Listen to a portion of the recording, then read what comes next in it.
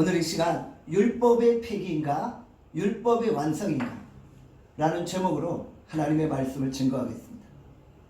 우리는 실제 왜곡이 범람하는 탈현실, 탈진실의 시대를 살고 있습니다. 편협한 신념이나 사상이 개인과 집단을 왜곡시켜서 심각한 단절과 분열을 경험하고 있는 것입니다. 저는 오늘의 시대를 단절과 왜곡의 시대라고 정의하고 싶습니다. 보수와 진보의 단절, 이대남과 이대녀의 단절, 지역 간의 단절, 세대 간의 단절, 남북 간의 단절 등등 이 모든 단절들은 사실 왜곡된 진실로부터 시작되어진다는 것입니다. 왜곡된 진실이 신념화되고 그 신념이 이 사회와 집단을 단절시켜 버리는 것입니다. 우리 대한민국은 배달의 민족입니다. 음식 배달 회사 말하는 거 아닙니다. 배달의 민족이라는 것은 밝은 산의 전기를 받은 민족이다, 이런 의미입니다. 제가 배달의 민족을 영적으로 한번 해석해 봤어요. 새 예루살렘 산으로부터 하나님의 영광의 광채가 이 대한민국에 비치는 거예요. 하나님이 열방 가운데 대한민국을 특별히 구별하여 제사장 나라로 세우신 거예요. 그래서 날마다 하늘의 영광의 광채가 대한민국을 비추고 대한민국이 일어나 열방을 세우는 그런 제사장 민족이 되어진다는 것이죠. 배달의 민족이 영적으로 이런 의미가 있지 않을까, 제가 혼자서 생각해 본 거예요. 배달의 선조들은 자기 본성을 찾아 수행을 거듭하며 온 세계와의 조화와 통합을 꿈꿨다는 것이죠. 그런데 인간 사회는 광활한 우주 속에서 불협화음을 내면서 단절과 분열과 대립의 극단을 질주하고 있는 것 같아요. 대한민국이 곧 새 정부를 출범시킵니다. 새로운 정부는 무조건 이전 정부와 단절되어야만 합니까? 아니면 이전 정부와의 연속성이 있어야만 합니까? 모든 정부가 다 곤과가 있는 것 같아요. 부족했던 부분들이 있으면 보완하고 잘했던 부분들이 있으면 계속 연속해야 하는 상황이 아닌가 생각해 보는 거예요. 단절, 분열, 대립, 반목은 사단의 대표적인 특징입니다. 사단은 진리를 왜곡시키고 사람들을 분열시키고 사람들을 나뉘게 만드는 거예요. 사단이 진리를 왜곡시켜서 신약과 구약을 분리시켜버린 거예요. 신약과 구약을 갈라치게 해버린 거예요. 신약과 구약이 서로 다른 관점을 가지고 있고 전혀 연속성이 없다라고 주장하고 있는 거예요. AD 2세기 초에 마르키온 학파가 있었습니다. 그들이 누구입니까? 구약과 신약의 완전한 단절을 주장하는 세력이었어요. 그들은 구약과 신약이 연속성이 없다라고 주장하는 거예요. 구약의 신은 이스라엘만을 사랑하고 다른 민족은 다 파괴하는 잔인한 신이라는 거예요. 구약의 신은 이스라엘 민족만을 위한 그런 잔인한 민족신이라는 거예요. 그런데 신약의 신은 모든 인류를 사랑하고 포용하는 은혜와 자비의 신이라고 말하고 있는 거예요. 그들은 신약의 신이 구약의 신을 이겼다라고 주장하는 거예요. 그래서 구약의 율법은 다 폐기되었고 더 이상 구약의 율법은 필요하지 않다라는 거예요. 이제는 신약의 신이 지배하는 복음이 나타났기 때문에 율법은 다 쓸모 없어졌다라고 주장하는 거예요. 구약과 신약 간의 연속성을 적극적으로 부정하고 있다는 거예요. 과연 마르키온 학파의 주장이 맞을까요? 여러분 어떻게 생각하시나요? 우리가 구약과 신약을 어떻게 봐야만 하나요? 우리는 구약과 신약이 단절되었다고 보지 않죠. 구약과 신약은 단절될 수 없는 거예요. 구약과 신약은 연속성을 가지고 있는 거예요. 우리는 구약과 신약을 언약이라는 관점에서 봐야 합니다. 구약과 신약은 언약을 중심으로 통일된 한 가지 주제를 가지고 있는 거예요. 구약은 오실 메시아에 대한 약속이고 신약은 약속대로 오신 메시아 그리고 다시 오실 메시아에 관한 약속이라는 것이죠. 메시아에 대한 약속과 그 약속의 성취라는 연속성 속에서 우리가 신구약 성경을 봐야 한다는 것입니다. 우리는 이것을 가리켜서 계시 언약의 역사적 점진성이다 라고 부릅니다. 언약이 타원 형태를 이루면서 점점점 확대되어지며 성취되어진다는 것이죠. 하나님이 가장 먼저 인간과 맺은 언약이 아담 언약이에요. 아담 언약, 그 다음 아브라함 언약, 모세 언약, 다윗의 언약, 점점점 그 언약이 구체화되어지다가 예수 그리스도 안에서 그 언약이 완성되어지는 거예요. 예수 그리스도 안에서 아담의 언약이 완성되어졌다는 것이죠. 그래서 로마서 5장에 보면 예수님을 둘째 아담이다라고 부르는 거예요. 첫째 아담이 하나님과 언약을 맺었는데 그 언약이 둘째 아담인 예수 그리스도를 통해 완성되어졌다라고 이야기를 하는 거예요. 로마서 5장 19절 말씀입니다. 우리 같이 로마서 5장 19절 함께 읽겠습니다. 시작.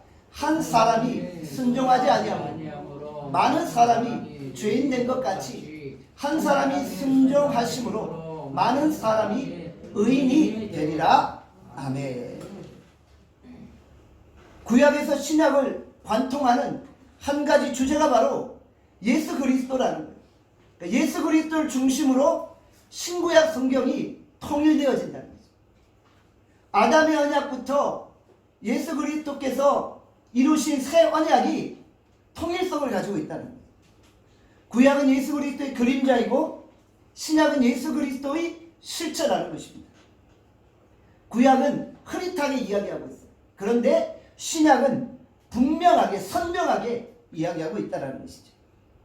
그러니까 우리는 구약 성경과 신약 성경의 연속성을 보아야만 한다는 것이죠. 초대교회 안에도 엄청난 갈라치기가 존재했어요. 우리가 신약 성경을 보면서 가장 먼저 언급되어지는 이단하면 영지주의로 들죠. 성경에 많은 이단들이 등장하는데 대표적인 이단이 영지주의라는 거예요. 영지주의는 어떤 이단입니까? 영과 육을 갈라치게 하는 거예요. 영과 육을 단절시켜버리는 거예요. 이것이 바로 플라톤의 이데아 사상으로부터 영향을 받았어요. 영은 거룩하고 완전한 것인데 육은 헛된 것이고 쓸모없는 것이고 타락한 것이다. 그래서 육과 영을 분리해서 영만을 바라보는 거예요. 영만을 고귀하게 여기고 육은 쳐다보지도 않는 거예요. 영과 육을 독립해서 바라보는 거예요.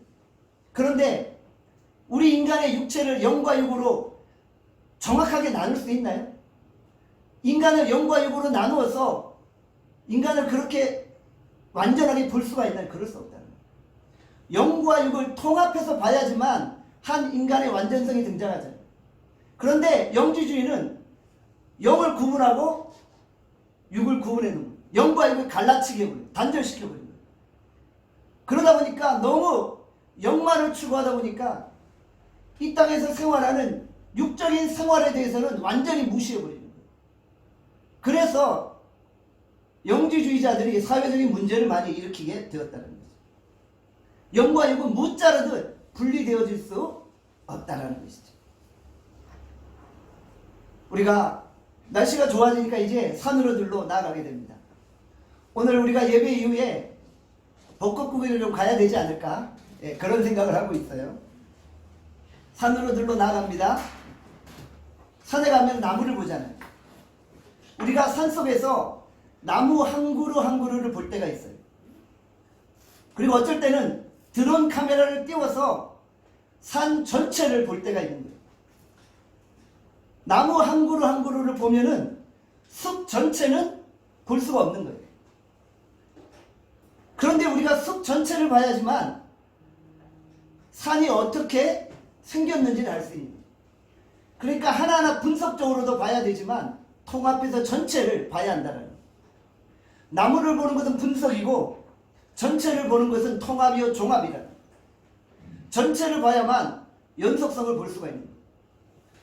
구약을 디테일하게 하나하나 보면은 신약과 분리되어진 것처럼 느낄 수 있는데 신구약 성경을 전체로 통합해서 봐야지만 연속성을 느낄 수 있다는 것이죠. 저는 한 인생도 마찬가지라고 생각해요. 우리가 어떤 사람을 평가할 때 그 사람의 지금 모습만으로서는 평가할 수 없는 거예요. 실패했던 한 시절, 과거에 범죄했던 한 시절, 그 시절 하나만을 가지고 한 인간의 전체 인생을 평가할 수 있나요? 전체를 봐야 되는 거예요. 마지막을 봐야 되는 거예요. 그래야지 한 인생을 평가할 수 있는 거예요. 한 인생의 시작부터 끝까지를 보는 거예요. 한 인생의 연속성을 보면서 그 사람을 평가해낼 수 있다는 거예요. 지금 모습이 실패자이고 루저일 수 있어요. 그러나 하나님은 그 한 인간의 전 인생을 보신다는 거예요. 제가 하나 질문할게요. 사사기에 등장하는 삼손은 믿음의 사람입니까? 아니면 불신앙의 사람입니까? 그는 사실 평생 여자 꽁무니만 쫓아다니며 사명 감당하지 못했던 그런 인물이었잖아요. 가장 힘있고 능력 있을 때 육신의 정욕을 가지고 사명을 망각했던 인물이잖아요. 그런데 삼손이라는 그 한 인생을 바라보면서 성경은 뭐라고 이야기해요? 삼손을 향한 성경의 결론은 무엇입니까? 삼손은 믿음의 사람이었다라는 거예요. 그 한 인생의 전체를 바라보면 결론적으로 믿음의 사람이었다라고 평가 내리고 있다는 것이죠. 히브리서 11장은 믿음의 장이죠. 히브리서 11장에 보면 많은 믿음의 선조들의 이름이 등장해요. 그런데 신기하게 그 믿음의 장 안에 삼손의 이름이 등장하고 있다는 것이죠. 히브리서 11장 32절입니다. 내가 무슨 말을 더 하리요? 기드온, 바락, 삼손, 입다, 다윗 및 사무엘과 선지자들의 일을 말하리라. 내게 시간이 부족하리로다. 신기하게도 삼손을 믿음의 사람의 반열에 올려놓고 있다는 것이죠. 그러니까 우리는 삼손의 가장 전성기에 그가 여자 꽁무니 쫓아다니며 범죄했던 순간만을 기억하고 있지만 하나님은 삼손이는 한 인생의 전체를 보시는 거예요. 그 인생의 전체를 보며 그가 마지막 사명 감당했던 믿음의 사람이라고 평가하고 있다는 거예요. 우리가 이 세상을 바라볼 때 우리가 가지고 있는 편협한 시각만을 가지고 바라보는 것이 아니라 종합해서 전체를 바라봐야 합니다. 바리새인들은 성경을 전체적으로 보지 못하고 부분적으로만 본 거예요. 서기관과 바리새인들은 성경 안에 율법적인 내용에만 초점을 맞추는 거예요. 그러다 보니까 성경을 연속성을 가지고 보지 못했던 것이죠. 서기관과 바리새인들은 구약의 율법적인 부분에만 강조점을 두고 있는 거예요. 구약에 보면 우리는 얼마든지 사랑의 하나님을 발견할 수 있어요. 그런데 자기들이 가지고 있는 그 편협한 지식 안에서 성경을 바라보고 있었다는 거예요. 마태복음 5장 17절에 이렇게 말씀합니다. 다 함께 읽겠습니다. 시작. 내가 율법이나 선지자를 폐하러 온 줄로 생각하지 말라. 폐하러 온 것이 아니요 완전하게 하려 함이라. 서기관과 바리새인들은 율법만을 강조하면서 복음을 거부하고 있었던 거예요. 서기관과 바리새인들은 예수님이 율법을 폐하러 왔다라고 생각했던 거예요. 그래서 서기관과 바리새인들은 복음과 율법을 단절시켜버린 거예요. 복음과 율법을 갈라치게 해버린 거예요. 그런데 예수님이 뭐라고 말씀하세요? 너희들 왜 율법과 복음을 갈라치게 하느냐? 너희들 왜 율법과 복음을 단절시켜 버리느냐? 복음의 완성인 나는 율법을 폐하러 온 것이 아니라 율법을 완성하러 왔다라고 말씀하십니다. 예수님은 율법과 복음의 연속성을 이야기하고 있는 것이죠. 우리가 성경을 바라보면서 이 율법과 복음의 연속성을 볼 수 있어야 하는 거예요. 구약의 율법은 누가 주셨나요? 구약의 율법은 하나님이 주신 거예요. 그렇죠? 하나님이 구약의 율법을 주셨어요. 그리고 신약시대에 와서 하나님이신 예수님이 그 율법을 폐기하신다? 말이 돼요? 구약에 하나님이 율법을 주셨어요. 그런데 신약시대에 하나님이신 예수님이 구약시대에 본체이신 하나님이 준 율법을 폐하고 있다. 이거 어불성설이잖아요. 하나님이 주셨는데 하나님이 폐하신다? 말이 안 됩니다. 예수님은 율법을 폐하시는 분이 아니라는 거예요. 삼위일체 하나님이 동일한 생각을 가지고 우리 인간들에게 이 말씀을 주셨잖아요. 그렇기 때문에 신약의 하나님이신 예수님이 율법을 폐할 수가 없다는 거예요. 하나님이 왜 인간에게 율법을 주셨나요? 바로 구원의 방편으로 율법을 주신 것이 아니라는 거예요. 율법을 통해 우리가 우리의 죄를 깨닫게 되어집니다. 우리로 죄를 깨닫게 하시기 위해서 율법을 주신 거예요. 로마서 7장 7절 말씀 함께 읽어보겠습니다. 로마서 7장 7절입니다. 시작. 그런즉 우리가 무슨 말을 하리요? 율법이 죄냐? 그럴 수 없느니라. 율법으로 말미암지 않고는 내가 죄를 알지 못하였으니. 우리가 율법을 통해서 죄를 깨닫게 되어집니다. 율법을 통해서 우리 자신의 철저한 무능함을 깨닫게 되어집니다. 그래서 하나님이 율법을 주신 거예요. 율법을 통해서 내가 스스로 구원받을 수 없음을 철저하게 알게 하신 거예요. 서기관과 바리새인들은 율법을 지켜서 구원받을 수 있다고 생각한 거예요. 그래서 철저히 율법을 지키려 했지만 결국 실패하고 말았던 거예요. 천국에 들어가는 기준이 율법을 지키는 것이라면 결코 한 명도 천국에 들어갈 수 없다는 것이죠.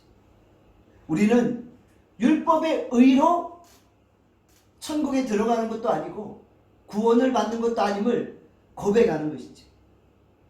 그런데도 당시에 서기관과 바리새인들은 율법을 지키며 구원받겠다고 종교적인 노예가 되고 말았던 것이죠. 예수님 당시에 최고 수준의 종교성을 보여준 사람들이 서기관과 바리새인들이잖아요. 그런데 예수님은 서기관과 바리새인들을 향해 너희들의 의로는 천국에 들어갈 수 없다고 말씀하셨죠. 너희들이 아무리 율법을 지켜도 구원에 관해 너희는 헛수고하는 것이다 라고 말씀하십니다. 우리는 율법을 통해 스스로 힘으로 구원받을 수 없음을 깨닫게 되어집니다. 그리고 율법을 보면서 예수 그리스도가 필요함을 고백하게 되어지는 것이죠. 그래서 우리가 율법의 완성으로 오신 예수 그리스도의 십자가를 붙들게 되어지는 거예요. 한국교회 성도들이 가지고 있는 전통적인 율법이 있어요. 무엇입니까? 나 주일 성수 했어요. 나 11조 했고 성가대 봉사 10년 했어요. 저 주일학교 교사 20년 했어요. 이런 것들이 한국교회 성도들의 율법이 될 수 있는 거예요. 자, 제 말을 잘 이해하세요? 봉사하지 말라는 거 아니에요. 열심히 하셔야 돼요. 성가대 봉사도 열심히 하고 주일 성도도 열심히 하고 여러분들 주일에 관해 열심히 해야 되는 거예요. 하지 말라는 말이 아니에요. 그런데 그런 나의 봉사나 사역이 나의 율법이 되고 나의 의가 되어서는 안 된다는 거예요. 마치 내가 이렇게 해서 구원받기에 합당한 인간이 되었다라는 그런 착각에 빠지지 말라는 거예요. 그게 우리의 의가 아니라는 거예요. 내가 봉사했다고, 내가 사역했다고 그게 나의 의가 되고 내 자랑이 되어서 살아가서는 안 된다는 거예요. 바리새인들은 그냥 겉보기에 율법을 지킴으로 내가 완전하고 구원을 받는다라고 생각했다라는 거예요. 그런데 예수님은 그런 인간의 율법으로 구원받을 수 없다라고 선언하셨다. 술을 안 마시고 담배를 안 피고 이런 게 우리의 의가 될 수 없다라는 거예요. 진정 하나님이 원하시는 게 뭐라는 거예요? 내면의 변화라는 거예요. 내 심령의 각성이 일어나는 거예요. 속사람이 변화되어진다는 거예요. 하나님께서 우리의 심장과 폐부를 감찰하십니다. 우리가 사실 그 하나님 앞에 설 때 어떻게 교만할 수 있겠어요? 내가 주일학교 봉사 20년 했다고, 성가대 봉사 20년 했다고 내가 그것을 하나님 앞에 떳떳하게 내놓으며 주님 나 의롭습니다라고 말할 수 있나요? 하나님이 우리의 심장과 폐부를 감찰하시는데 우리가 정말 평생 봉사하고 평생 선교하고 평생 내 모든 것들을 주 앞에 드려도 마지막 주님 앞에 서서는 저는 무익한 중입니다. 주님 저 아무것도 한 게 없습니다. 이게 십자가 의를 붙드는 거예요. 내 인생을 전부 다 주 앞에 바쳤을지라도 마지막 주님 앞에 서서는 주님 저 아무것도 한 것이 없습니다. 모든 것이 은혜입니다. 내가 십자가 의로 구원받았습니다. 이렇게 고백하는 것이 하나님의 사람이라는 거예요. 진정한 하나님 앞에서의 의가 무엇입니까? 바로 우리가 예수 그리스도의 십자가를 붙드는 거예요. 우리가 자기 의로 하나님 앞에 나갈 수 없는 거예요. 그래서 하나님의 완전한 의이신 예수 그리스도께서 이 땅에 오시고 우리의 죄를 대신 짊어지심으로 우리를 구원해내신 거예요. 하나님이 원하셨던 그 율법의 요구를 스스로 다 이루신 거예요. 그리고 마지막 십자가상에서 다 이루었다. 하나님이 원하셨던 율법의 요구를 다 이루었다라고 선언하신 거예요. 그래서 우리는 우리의 행위나 공로로 하나님 앞에 나갈 수 있는 것이 아니라 오직 십자가의 의로만 하나님 앞에 나갈 수 있게 된 것이죠. 이제 우리는 예수 그리스도의 십자가를 붙들므로 담대하게 은혜의 보좌 앞으로 나아가게 되어지는 것이죠. 우리가 오직 예수 그리스도의 십자가의 의를 붙드는 방법밖에 없습니다. 그 외에 다른 방법이 없어요. 예수님은 서기관과 바리새인들이 그렇게 지켰던 율법을 바라보시면서 너희들은 독사의 자식이라고 말씀하셨죠. 저들이 자신의 행위로 구원 얻을 수 있다고 생각했기 때문에 그런 저들의 잘못된 생각들을 처참하게 무너뜨리신 거예요. 그러면서 예수님이 마태복음 5장 20절에 뭐라고 말씀하세요? 마태복음 5장 20절 말씀 함께 읽어보겠습니다. 시작. 내가 너희에게 이르노니 너희 의가 서기관과 바리새인보다 더 낫지 못하면 결코 천국에 들어가지 못하리라. 예수님이 참 재밌는 말씀을 하신 거예요. 분명히 예수님이 서기관과 바리새인들의 의를 책망하시면서 우리를 향해서는 너희들이 서기관과 바리새인보다 더 나아야 된다고 말씀하셨어요. 이게 무슨 의미일까요? 서기관과 바리새인보다 더 나아야만 천국에 들어갈 수 있다고 말했어요. 이것이 무엇일까요? 바로 서기관과 바리새인들의 의는 자기 공로와 자기 행위와 자기 의로움을 주장하는 거잖아요. 그런데 우리가 어떻게 서기관과 바리새인들의 의보다 더 낫게 행동할 수 있나요? 그럴 수 없어요. 그렇게 어려워요. 우리가 정말 당시 서기관과 바리새인보다 더 율법을 잘 지키려고 노력해 보시겠어요? 그러면 철저히 우리는 무너지고 마는 거예요. 이게 무슨 의미인가? 서기관과 바리새인보다 더 나아야 된다는 말이 무슨 말인가? 바로 십자가를 붙들라는 거예요. 바리새인과 서기관의 의보다 너희들이 더 나은 행동을 할 수 없음을 인정하고 그것으로 구원을 얻을 수 없음도 인정하고 그들보다 더 나은 의인 십자가의 의를 붙잡으라는 거예요. 그래야지만 너희가 천국에 들어간다는 거예요. 너희의 공로로 들어가는 것이 아니고 겉모습과 거칠애로 해서 구원의 완성을 이룰 수 있는 것도 아니고 오직 십자가를 붙들라. 그래야만 천국에 들어갈 수 있다. 지금 예수님이 그 이야기 하신 거예요. 예수님은 바리새인들이 주장했던 그 의를 뛰어넘는 십자가의 의를 선언하고 계신 것이죠.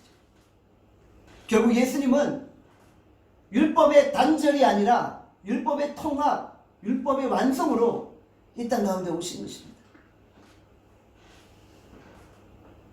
오늘 우리는 신구약 성경의 통일성과 연결성을 함께 나누었습니다. 사랑하는 여러분, 단절되면 죽습니다. 성경도 단절시키면 안 돼요. 연속성을 가지고 통합시켜야 돼요. 교회도 단절되면 안 돼요. 통합돼야 돼요. 이단들의 문제가 뭐예요? 기존 교회와 자기 교회를 단절시키는 거예요. 완전한 단절.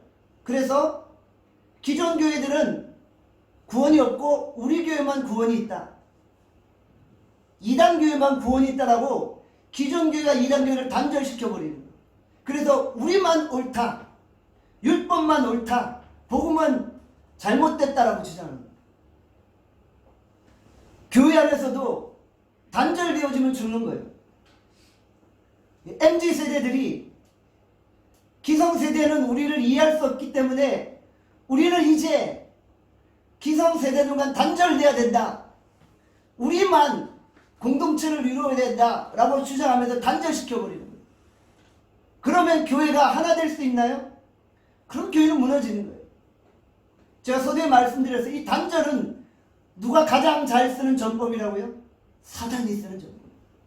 사단의 대표적인 공격 방법이 바로 단절이에요. 세대 간을 단절시켜, 세대 간의 단절을 이루게 만드는 거예요. 교회 안의 단절을 이루게 만드는 거예요. 교회와 교회의 사이를 단절시켜버리는 거예요. 그러나 예수님은 어떤 분이세요? 예수님은 통합하시는 분이십니다. 십자가는 하나님과 인간 사이를 연결시킨 거예요.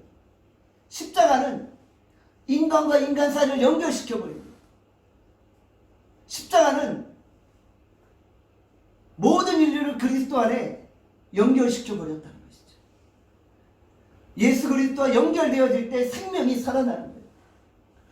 오늘 우리가 신구약 성경의 핵심인 예수 그리스도의 십자가를 붙들고 그 십자가만을 의지하는 믿음의 종들이 될 수 있기를 간절히 소원합니다.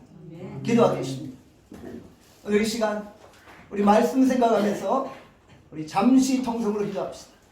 하나님, 오늘 우리가 율법의 의로 구원받을 수 없음을 고백하고 오직 십자가의 의를 붙잡고 십자가의 의를 바라볼 수 있게 하여 주시옵소서. 우리의 공로로 구원 얻을 수 없습니다. 오직 십자가의 공로로 구원받았음을 고백합니다. 이제 우리가 다시 한번 예수 그리스도의 십자가를 붙들게 하여 주시옵소서. 우리 같이 한번 우리 잠시 통성으로 기도하겠습니다. 주여, 아버지 하나님, 오늘 우리가 진정 예수 그리스도의 십자가의 은혜를 붙잡게 하여 주시옵소서.